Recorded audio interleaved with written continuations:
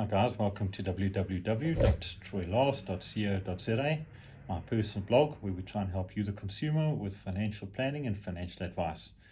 So yes, it's August 2020, we're still in the middle of a pandemic. Unfortunately, a lot of people are feeling the financial strain or the financial pinch, which has led to two emotions coming to the forefront, which are a little bit of a concern from an investment perspective. And the one is fear and the other one is greed.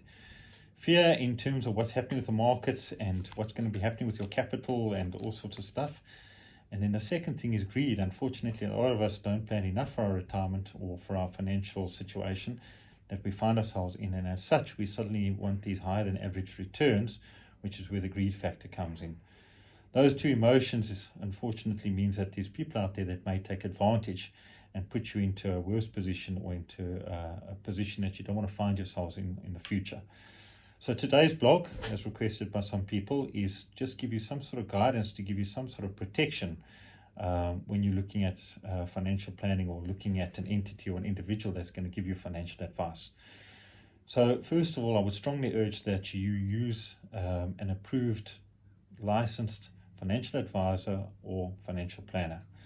So what do I mean by approved? We have an authority called the Financial Sector Conduct Authority, FICSA, previously known as the Financial Services Board, and we all as financial advisors and planners has to be licensed with them. We get vetted by them. We have to have certain qualifications, education, etc.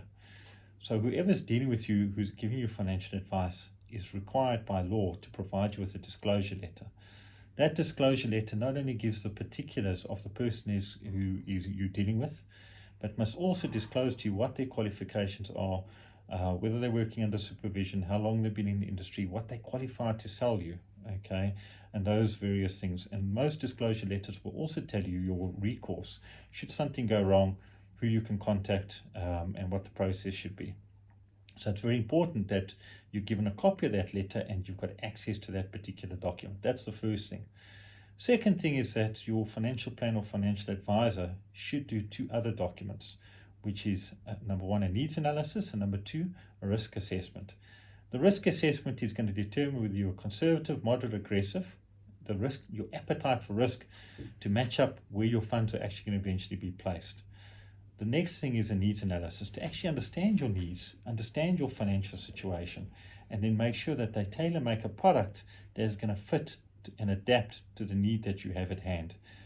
The other thing also is, please make sure that in terms of the documentation that you're providing is not blank documentation that you're signing, or that the documentation is pre-populated before you had the chance to actually answer the question. So what do I mean by that? So what has to happen is that you as the client have to provide me as the financial planner or advisor with information. If the documentation is already waiving your right to provide me with that information, that would be a red herring, or a flag to me, because that means that I'm already waiving your rights to do proper financial planning. So be careful of that. The other thing also must happen is that whatever the product is that I'm recommending, I must give you a recommendation, which is why the advisor has to provide you with a record of advice. Make sure that you get a copy of that record of advice, that everything that you discussed in that particular meeting, especially the things that are of concern to you, are raised and recorded on that record of advice.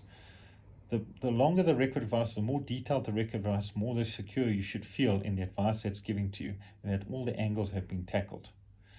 The next thing also from a perspective of investing is, I would strongly urge that you make sure that you read all the documentation that's been provided for you.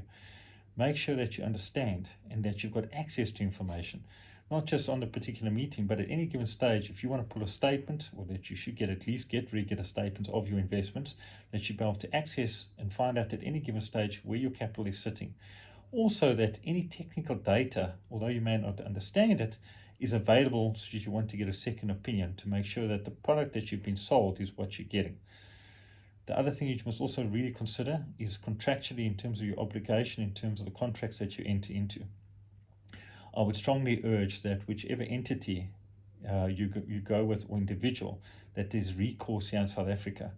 If the recourse that's offered to you for bad advice sits outside the jurisdiction of South Africa, and you have no recourse here in South Africa, in terms of fighting that battle when the bad advice has come to light, is going to be a lot much more difficult if you have to go to Mauritius or Singapore or Cayman Islands or the UK, Guernsey, wherever it is.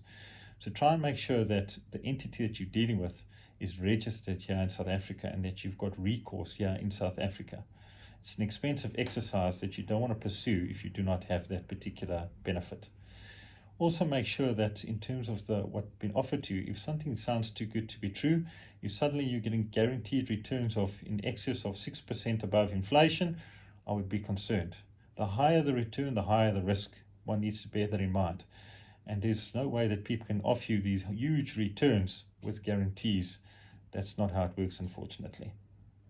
So those are the things that you should have a look at for. Make sure, again, that you get copies of all the documentation, your disclosure letter, your risk assessment, your needs analysis, and your record of advice. And that you have access to statements, you've got access to any information that you need, and use Google. Go and have a look, or have a look at in terms of Hello Peter. Look up the entity or the individual that you're dealing with and make sure that it comes from a trusted source. So those are the tips that we're offering for today. We certainly hope that these blogs help you. Please drop us a line if you want more information, or if you want to give us a subject you want us to cover in these blogs. You can reach out to us on our email, Troy, Troy, at troylas, troylas.co.za. We look forward to catching up with you soon, and we hope you're all safe during this period. Stay safe and be good to the people around you. Cheers.